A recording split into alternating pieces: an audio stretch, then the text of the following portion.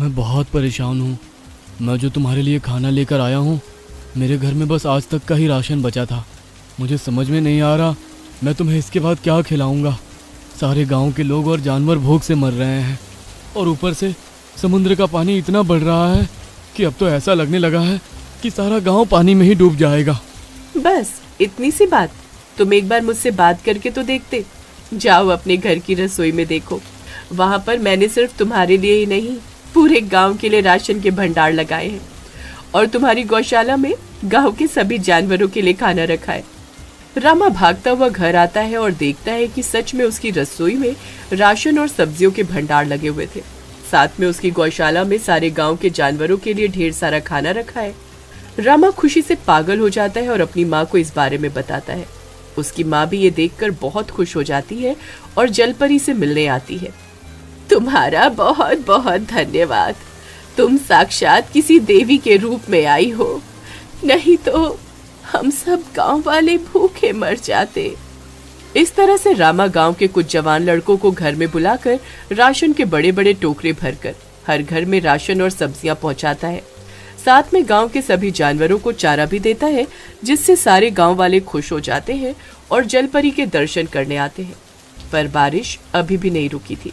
सुंदर जलपरी, मुझे लगता है अब लगभग तुम्हारे जख्म भर चुके हैं, तुम ठीक हो गई हो। हाँ रामा, ये सब सिर्फ और सिर्फ तुम्हारी वजह से हुआ है। तुम ना होते तो मेरे जख्म भला कैसे भरते। सुंदर जलपरी, जो तुमने मेरे और मेरे गांव वालों के लिए किया, उसका वो एहसान कैसे चुकाएंगे हम। सब दुख तुमने दूर कर दिए। बस अब चिंता है तो इस बारिश की, ये थम जाए। सभी की कच्ची छतें टपक रही हैं, बारिश थम जाएगी तो सब राहत की सांसें लेंगे और फिर सभी गांव वाले दोबारा अपने अपने काम पे जाने लगेंगे। बस इतनी सी बात। तभी जलपरी अपनी शक्ति से सभी गांव वालों के घरों की कच्ची छत से पक्की छत में बदल देती है। अब सभी के घर पक्के हो चुके थे। सभी गांव वाले बहुत खुश थे। सुंदर जलपरी, जाने क्यों मुझे लगता है कि तुम हम सब गांव वालों की दिक्कतें दूर करने के लिए ही आई हो। रामा, जानते हो तुम, मुझे तुमसे और इस गांव से बहुत लगाव हो गया है। अब तो मुझे यही अपना घर लगता है। जी करता है बस यहीं रह जाऊं। इस तरह से धीरे धीरे अब बारिश भी थम गई थी। गांव में पानी का बहाव भी कम हो गया था। धूप खिलने लगी थी। सारे लोग फिर से अपने अपने काम पर लग गए थे। रामा की सेवा से जलपरी भी अब पहले जैसी स्वस्थ और ठीक हो गई थी। उसके घाव भर गए थे। सुंदर जलपरी, अब बारिश थम गई है, बाढ़ का पानी भी बहुत कम हो गया है और तुम्हारे घाव भी भर गए हैं। मुझे लगता है तुम्हारे घर जाने का समय भी आ गया है। चलो, मैं तुम्हें समुद्र के किनारे तक छोड़ आऊं, वहां से तुम अपने माता पिता के पास चली जाना।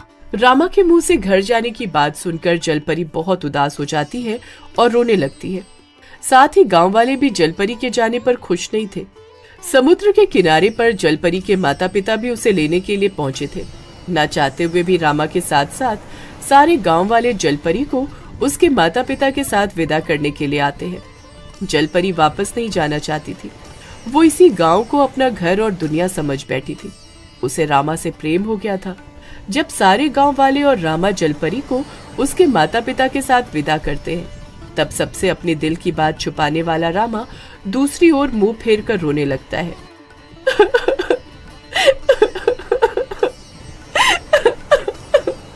क्या हुआ पुत्री, तुम हमें मिलकर खुश नहीं हो क्या?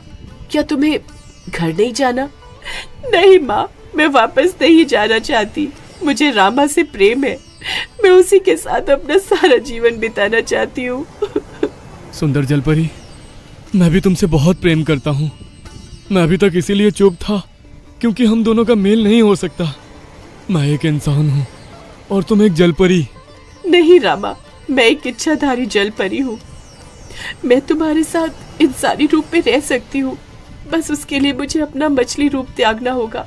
मैं तुमसे विवाह करके तुम्हारे साथ रहना चाहती हूँ। ठीक है पुत्री, अगर तुम्हारी खुशी इसी में है तो हमें कोई आपत्ति नहीं है, लेकिन उससे पहले तुम्हें एक बार हमारे साथ अपनी दुनिया में चल के अपने इस मछली रूप को त्यागना होगा। तभी तुम वापस मुड़कर इंसानी दुनिया में आकर रामा से विवाह कर सकती हो। पिता के मुंह से ये बात सुनकर जलपरी बहुत प्रसन्न हो जाती है।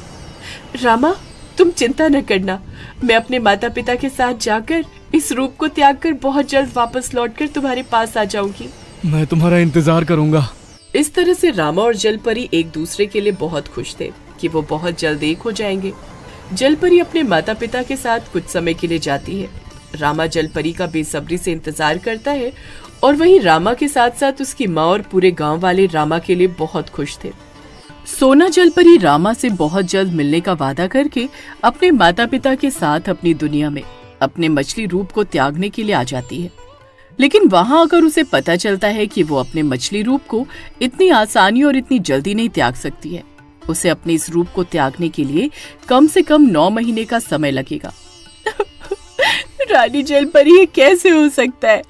मैं तो रामा से वादा करके आई हूँ कि जल्दी अपने इस रूप का त्याग करके उसके पास लौट आऊंगी। अगर मैंने इतना लंबा समय लिया तो वो मेरे लिए बहुत चिंतित होगा। देखो बेटी, कोई भी काम इतनी आसानी से नहीं होता और तुम तो अपने इस मछली रूप को त्याग कर इंसानी दुनिया में जाकर एक इंसान से विवाह करना चाहती हो। सब्र रखो, ये 9 महीने बहुत जल्द बीत जाएंगे। हाँ बेटी, सब्र करो। लेकिन माँ, रामा को इस बारे में खबर ही नहीं है कि मुझे इस रूप को त्यागने के लिए 9 महीने का समय लगेगा। देखो सोना बेटी, समय तो लगेगा ही। जो हमारे नियम है उनके विरुद्ध हम नहीं जा सकते। और रही रामा की बात, तो अगर वो तुमसे सच्चा प्रेम करता होगा तो वो तुम्हारा इंतजार जरूर करेगा। उधर रामा दिन रात नदी के किनारे बैठकर सोना का इंतजार करता रहता है। नदी की ओर सोना की राह ताकते ताकते रामा की आंखें भी धुंधला गई थी। वो बस यही सोचता रहता था कि इतना समय हो गया, सोना उसके पास वापस आई क्यों नहीं। दूसरी ओर रामा को उसकी माँ और गांव वाले समझाते हैं कि हो सकता है जलपरी ने अपना मन बदल दिया हो, वो उससे शादी नहीं करना चाहती हो। बेटा रामा, मान जा, मैं तेरी माँ हूँ, तेरी भलाई चाहूंगी। मैं तुझे ऐसे तड़पता हुआ नहीं देख सकती। पूरे 9 महीने होने को आए हैं। तू दिन रात उस जलपरी का यहाँ पर इंतजार करता है। अगर उसे आना होता तो वो कब का आ चुकी होती। वो अब नहीं आएगी। मान जा बेटा, देख मेरे साथ सारे गांव वाले तेरे लिए कितने चिंतित हैं और तुझे समझाने आए हैं। तुम कहती हो तो ठीक है माँ, मैं घर चलता हूँ। लेकिन जो तुम और सारे गांव वाले कह रहे हो कि सोना बदल गई है, मैं इस बात को नहीं मानता। मेरा विश्वास अटल है, सोना कभी नहीं बदल सकती। वह जरूर किसी ना किसी वजह से वहां रुक गई है, लेकिन एक दिन आएगा, वह जरूर मेरे पास आएगी। रामा का सोना पर अटल विश्वास था कि वो एक न एक दिन जरूर आएगी। उधर सोना जलपरी भी जैसे तैसे उस समय को पार करके अपने इस रूप का त्याग करके रामा के पास वापस आने के लिए बेचैन थी। वो एक एक दिन जैसे तैसे निकाल रही थी। तभी रामा के गांव से थोड़ी दूर एक औरत बेचारी अपनी छोटी बच्ची को लेकर बहुत घबराई हुई बच्ची को बचाने के लिए भाग रही थी, क्योंकि उसके पीछे एक बहुत ही भयंकर चुड़ैल पड़ी थी। कहाँ जा रही है? इस बच्ची को मुझे दे दे। मैं इस बच्ची की बलि चढ़ाकर सबसे ताकतवर चुड़ैल बन जाऊंगी। मेरी बच्ची, मैं तुझे कुछ नहीं होने दूंगी, चाहे मेरी जान ही क्यों न चली जाए, लेकिन मैं तुम्हें कुछ भी नहीं होने दूंगी। औरत भागती हुई नदी के किनारे आ जाती है। अब आगे उसके लिए भागने के लिए कोई रास्ता ही नहीं था। हे भगवान, अब मैं क्या करूं? चुड़ैल तो ठीक मेरे पीछे और मेरे आगे नदी है। मैं कैसे अपनी बच्ची को बचाऊं? अब बता कहाँ भागेगी? अब तो तुझे ये बच्ची मुझे देनी पड़ेगी। औरत बच्ची को चुड़ैल से बचाने के लिए बच्ची के साथ ही नदी में कूद जाती है। मूर्ख औरत, ये तूने क्या किया? वहीं आज सोना जलपरी को भी उसके मछली रूप से मुक्ति मिल गई थी, क्योंकि आज पूरे 9 महीने हो गए थे। सोना को जैसे ही अपने मछली रूप से मुक्ति मिलती है, वो बहुत खुश हो जाती है। माँ, बाबा, मुझे अपने जलपरी रूप से मुक्ति मिल गई। अब मैं रामा के पास वापस जा सकती हूँ। वो मेरा इंतजार कर रहा होगा। हाँ सोना, अब तुम अपने मछली रूप से पूरी तरह मुक्त हो। अब तुम इंसानी दुनिया में जाकर इंसान से विवाह कर सकती हो। लेकिन एक बात हमेशा याद रखना, अगर कभी भी तुम मुड़कर अपनी दुनिया में आना चाहो तो अब तुम वापस नहीं आ सकती हो। रानी जलपरी, मुझे रामा के लिए सब मंजूर है। अब सोना अपने माता पिता से जाने के लिए विदा ले रही थी। वहीं दूसरी ओर उसी समय वो बच्ची पानी में गिरकर सीधा सोना की गोद में आ गिरती है। वो बच्ची आम बच्ची नहीं थी, पानी में रहकर भी जिंदा थी। दूसरी ओर उसकी माँ पानी में कूदने के कारण मर चुकी थी। माँ, ये बच्ची मेरी गोद में कहाँ से आ गई? ये तो कोई इंसानी बच्ची लग रही है और ऐसा महसूस होता है कि इसका दुनिया में कोई भी नहीं है। माँ पिताजी, कहीं भगवान ने इसे मेरे लिए तो नहीं भेजा है? सोना को उस बच्ची पर बहुत प्यार आ जाता है और वो उसे अपने सीने से लगा लेती है। फिर अपने माता पिता से कहती है कि वो उस बच्ची को अकेला नहीं छोड़ेगी क्योंकि वो बच्ची अनाथ है। लेकिन बेटी, तुम तो रामा के पास जाने वाली हो, तो फिर तुम इस बच्ची को कैसे अपना सकती हो? इस बच्ची को रामा के पास कैसे लेकर जा सकती हो? माँ, मैं इस बच्ची को अकेला नहीं छोड़ सकती। मैं इस बच्ची को अपने साथ रामा के पास लेकर जाऊंगी और इसे माँ का प्यार दूंगी। सोना, अगर तुम इसे माँ बनकर प्यार दोगी तो फिर तुम रामा के पास कैसे जाओगी? क्योंकि तुम यहाँ से पूरे 9 महीने के बाद जा रही हो और इस बात की सूचना रामा को बिल्कुल भी नहीं है। अगर तुम एक बच्ची को उसके पास पूरे 9 महीने के बाद लेकर जाओगी तो वो तुम्हें गलत समझेगा। ना ही वो इस बच्ची को अपनाएगा और ना ही तुम्हें। इस बात को समझो और इस बच्ची को छोड़ो। अगर ऐसी बात है रामा मुझे गलत समझेगा तो ठीक है, मैं उसके पास नहीं जाऊंगी क्योंकि मैं इस मासूम को अकेला छोड़कर पाप नहीं कर सकती। अगर मैंने इसको अकेला छोड़ दिया तो न जाने इसके साथ क्या हो जाएगा, कौन सा राक्षस इसे खा जाएगा। लेकिन बेटी, तुम जानती हो तुमने रामा के लिए कितना बड़ा त्याग किया है। उसके लिए तुमने अपने रूप, अपनी दुनिया और अपने माता पिता तक को त्याग दिया है और आज तुम इस बच्ची के लिए रामा के प्यार को छोड़ रही हो। बाबा, इस बच्ची को भगवान ने सीधा मेरी गोद में गिराया है ताकि मैं इसका सहारा बन सकूं। रामा अगर मेरी किस्मत में लिखा होगा तो वो मुझे किसी भी हाल में मिल जाएगा। हो सकता है इस बच्ची को भेजकर भगवान मेरी कोई परीक्षा ले रहे हो। सोना बच्ची के लिए सब कुछ त्याग देती है, यहाँ तक कि रामा का प्यार भी। वो बच्ची को लेकर पृथ्वीलोक पर आ जाती है। वहीं रामा को पूरे 5 साल हो गए थे सोना का इंतजार करते करते, लेकिन उसने अभी भी उम्मीद नहीं छोड़ी थी सोना के आने की। सोना रामा के गांव के ही बगल में दूसरे गांव में अपनी बच्ची के साथ छोटी सी कुटिया में इंसानी जीवन व्यतीत कर रही थी। बच्ची अब पूरे 5 साल की हो गई थी और स्कूल जाने लगी थी। वहीं सोना को इस बात की पूरी जानकारी थी कि उसकी बच्ची कोई साधारण बच्ची नहीं है, वो जरूर कोई करामाती बच्ची है। इसके लिए उसके पीछे वो चुड़ैल पड़ी है जो बच्ची की बलि चढ़ाना चाहती है। हे भगवान, मेरी अनमोल को आज स्कूल से घर आने में इतनी देर क्यों हो गई? सब बच्चे स्कूल से घर आ गए। भगवान, कहीं इस चुड़ैल की बुरी नजर मेरी बच्ची पर तो नहीं पड़ गई? नहीं नहीं, ऐसा नहीं हो सकता। सोना अनमोल को ढूंढने के लिए निकल पड़ती है। हर जगह तलाशने पर भी उसे अनमोल कहीं नहीं मिलती। जिस बच्ची के लिए मैंने सब कुछ त्यागा, कहीं वो बच्ची आज मुझसे दूर ना हो जाए। मैंने सुना है उस चुड़ैल का वास उस जंगल में है। एक बार जंगल जाकर देखती हूँ, हो ना हो वो चुड़ैल ही मेरी बच्ची ले गई है। वहीं रामा ने आज खूब मच्छी पकड़ी थी। मच्छी बेचने वो मंडी गया था। मंडी से लौटते समय उसे रात हो जाती है। वो जंगल के रास्ते लौट रहा था कि तभी अचानक उसे एक बच्ची के रोने की आवाज आती है। अरे, इतनी रात को इस जंगल में किसी बच्ची की रोने की आवाज कहाँ से आ रही है? देखने पर पता चलता है कि एक भयंकर सी दिखने वाली चुड़ैल ने एक बच्ची को उल्टा लटकाया हुआ है और उसकी बलि चढ़ा रही है। हे राम जी, इतनी भयंकर चुड़ैल एक छोटी सी मासूम बच्ची की बलि चढ़ा रही है।